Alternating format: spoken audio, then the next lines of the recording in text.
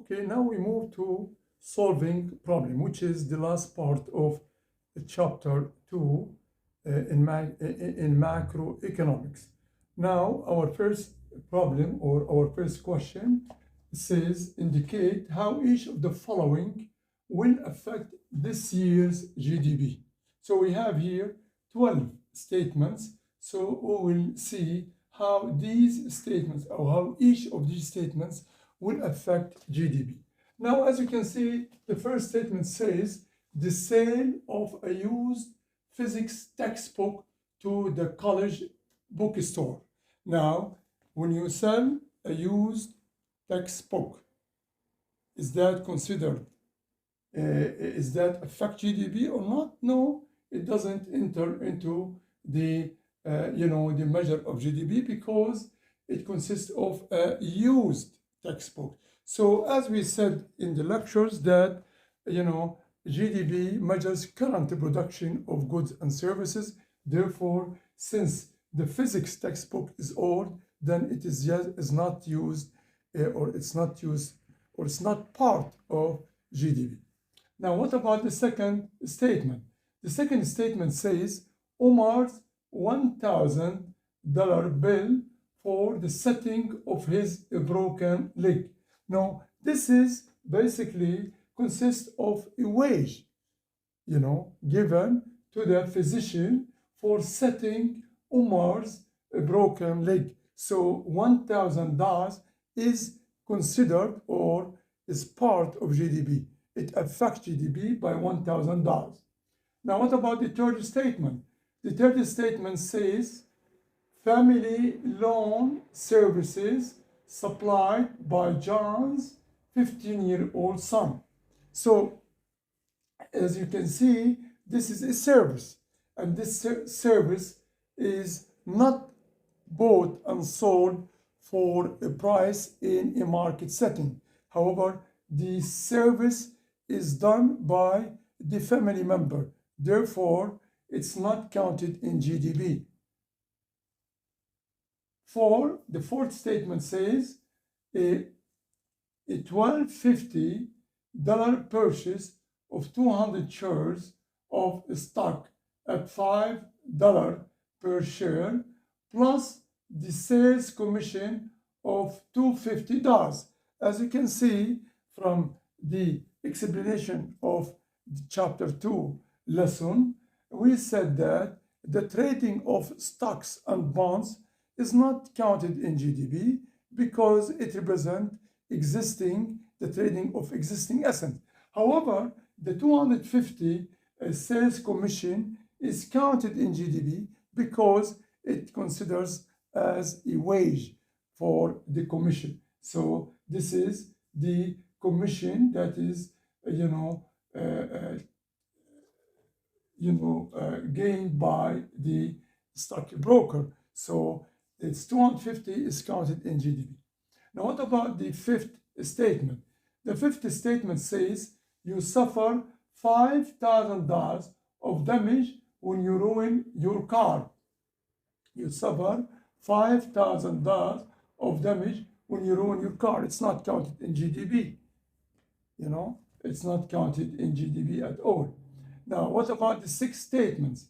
You win $10,000 in a state lottery. This one also is not counted in GDP. This is like, it's like, it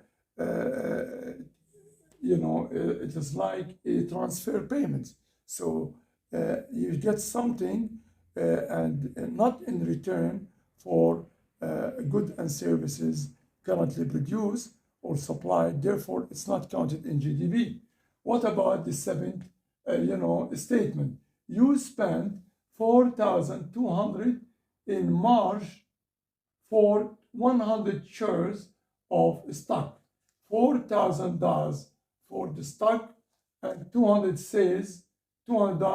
sales commission, and sell the stock in July for $6,200, $6,000 for the stock and $200 sales commission. So the sales of stocks, of course, is not counted in GDP.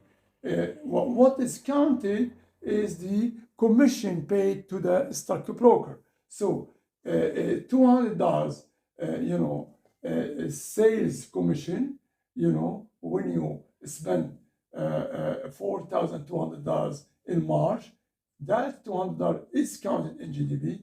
And also, when you sell the stock in July for $6,200, the $200 sales commission also is counted. So here we have $400, sales commission are counted in GDP, while the $4,000, spending in March for the 100 shares is not counted in GDP. Also, the $6,000,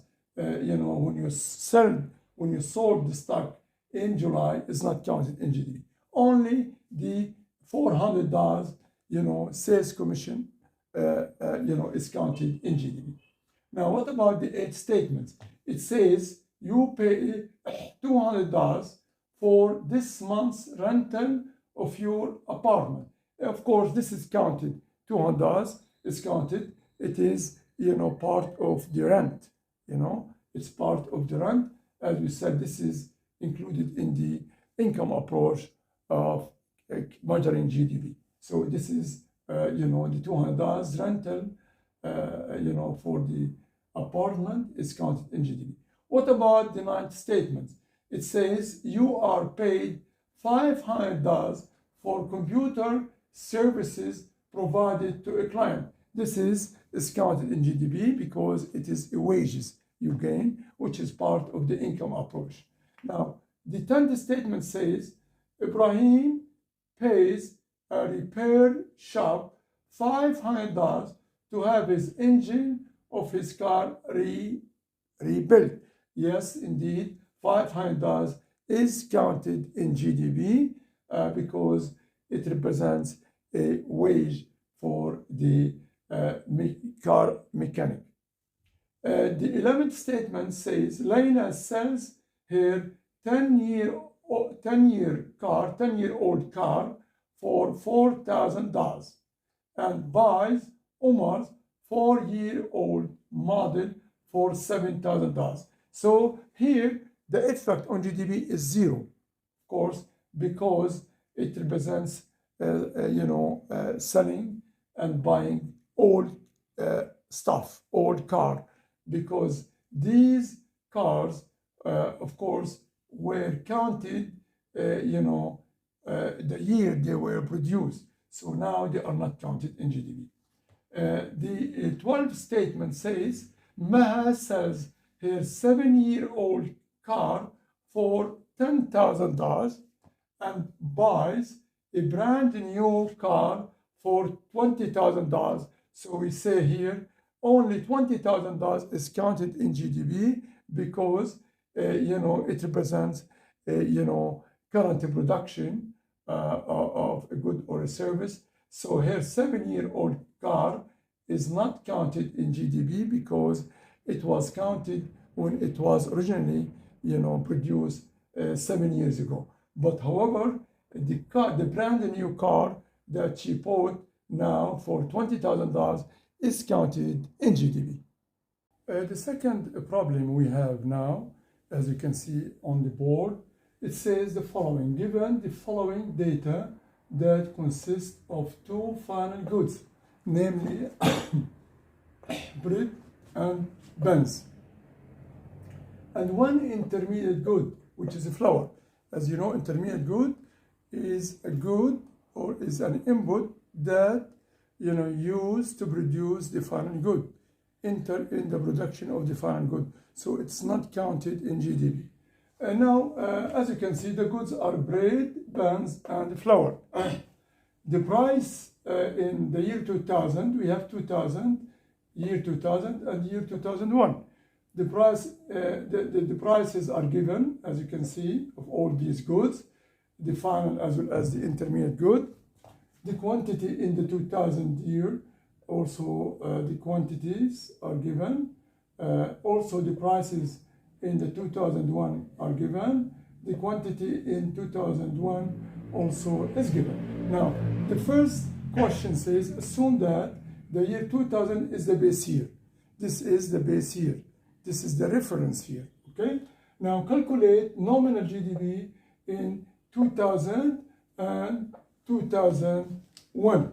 So as we said in the lecture, that to calculate nominal GDP, we multiply the price times the quantity, because nominal GDP basically is the measure of GDP, or the measure of production at current prices. So if you want to calculate GDP or nominal GDP in the year 2000, we multiply the price in 2000 times the quantity in 2000. So here we say nominal GDP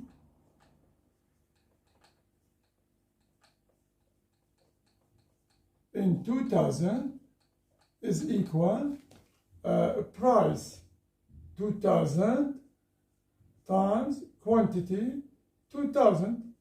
Of course, we have to make sure that we only multiply the quantity of the final good, not the intermediate good.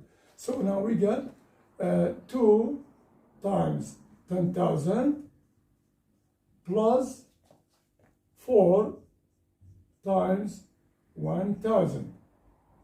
And we come up 2 times 10,000, 20,000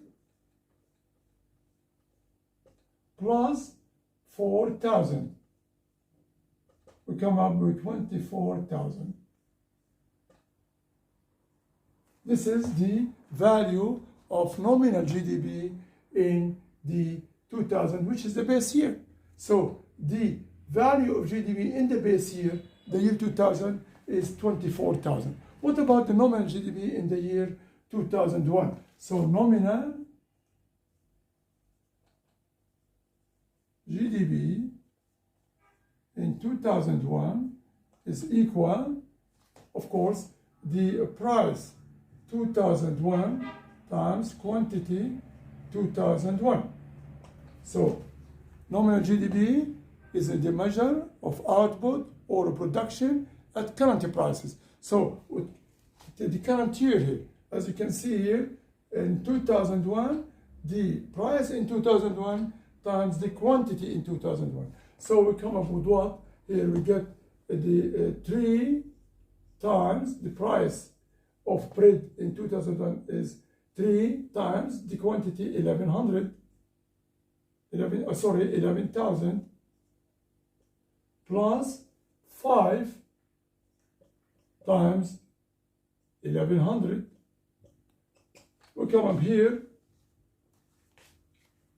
33,000. 3 times 11,000, we get 33,000 plus 5, we get 5 times 1100, we get 5,500. We come up with 38,800.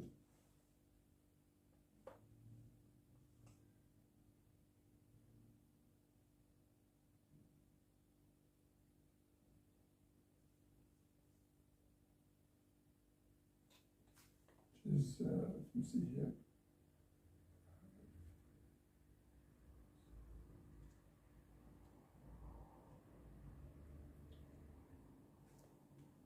And هو 33 538 500.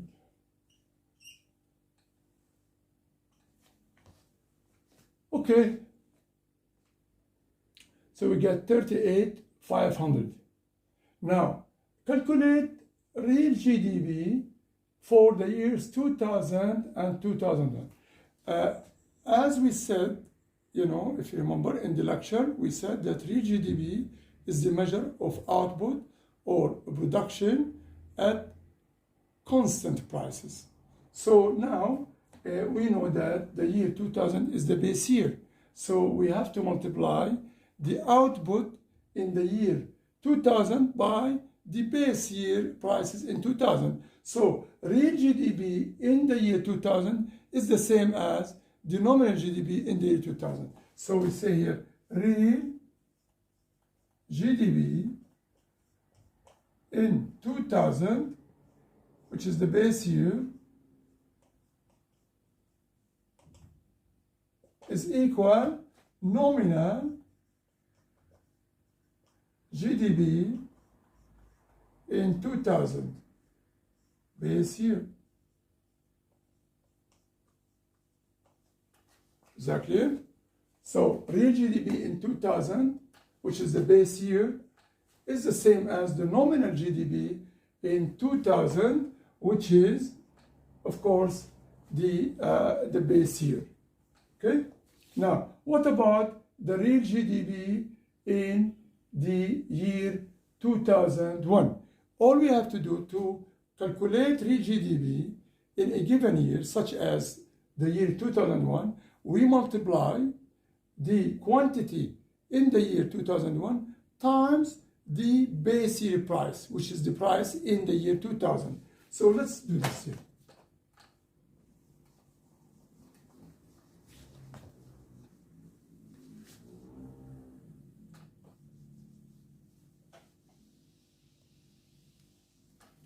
So, real GDP in year 2001 is equal base year price, base year price times quantity in the year 2001.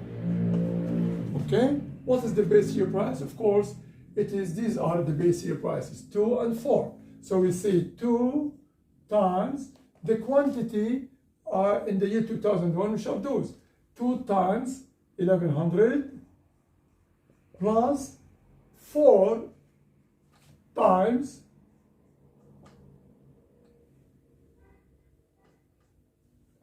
2 times 11,000 plus 4 times 1100. And we get here, of course, 2 times 11,000, 22,000, plus 4 times 1100 will be 4,400. And we come up with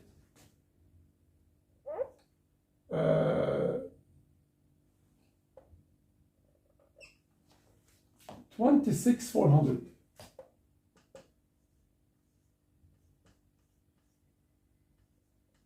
So, as you can see, the real GDP in the year 2001 is equal to 26,400. And you can see here, for instance, the nominal GDP in the year 2001 will come up with 38,500. It's much greater than 26,400. As you can see, because real GDP only take into consideration the change in the quantity rather than the change in the prices. So the prices are kept fixed. Now, question number 3, it says, say that consumption is $100 billion. Spending on non-durable goods is $20 billion. And spending on services is $30 billion. What does spending on durable goods equal? We know that consumption, C, is equal durable goods, spending on durable goods,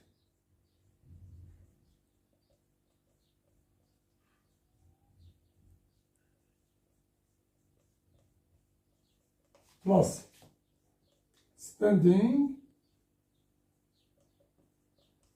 on non-durable goods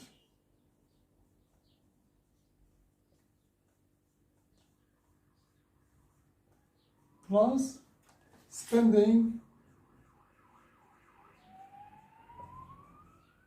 on services. So all we have to do is just substitute the values. We just need spending on durable goods. So spending on durable goods is equal consumption minus, of course, spending on non-durable goods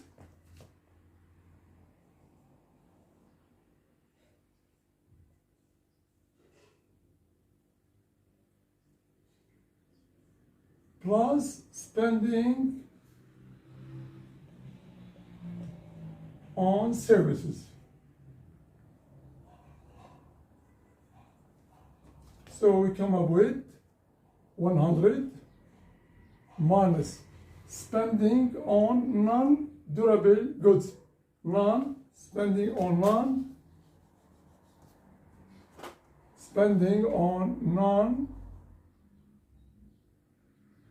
non-durable goods. Spending on non-durable goods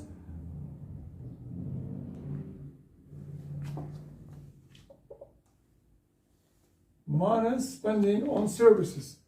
So we come up with 100 minus 20 minus 30, which is equal $50 billion.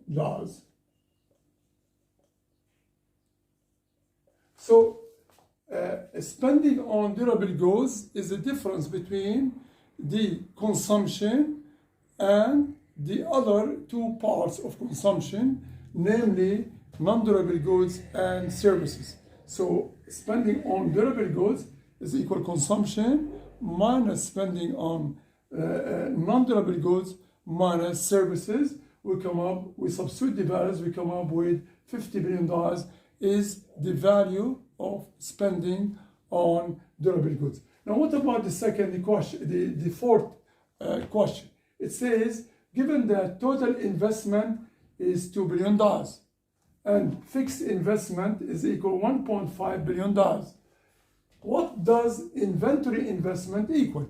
We know that total investment is equal to the sum of fixed investment and inventory investment. So here we need investment. So here we need inventory investment. So inventory investment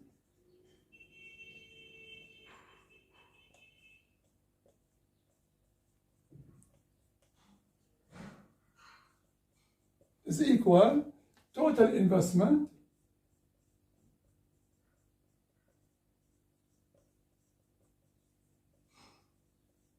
minus fixed investment.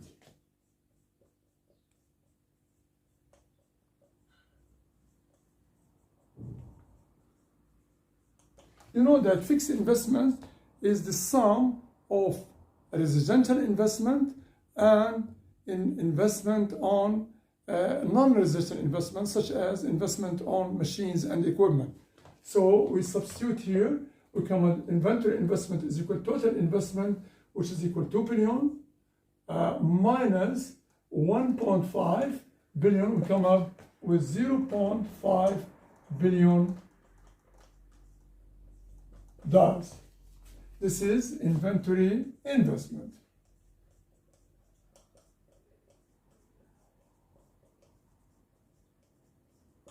Okay, so inventory investment is equal $0.5 billion or $500 million. Now the last question, question number 5, it says if real GDP is $50 billion in year 1 and $52 billion in year 2, what is the economic growth rate equal to? Now remember that we have economic growth once the real GDP in a given year is greater than the real GDP in a previous year. So the real GDP in year 2 is 52 billion and the real GDP in year 1 is 50 billion. Since the real GDP in year 2 is greater than the real GDP in year 1, then we have economic growth. Or economic growth is the positive percentage, change between year 1, real GDP in year 1 and year 2. So when we say that economic growth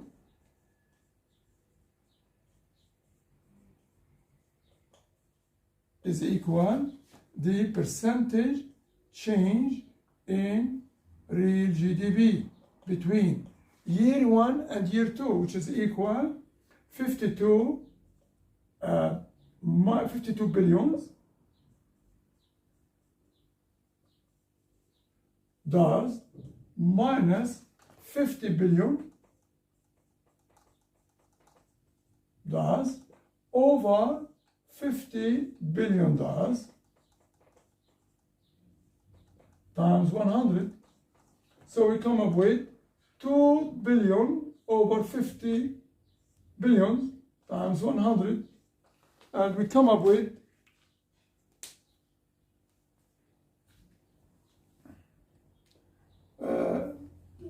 we come up with the value over here.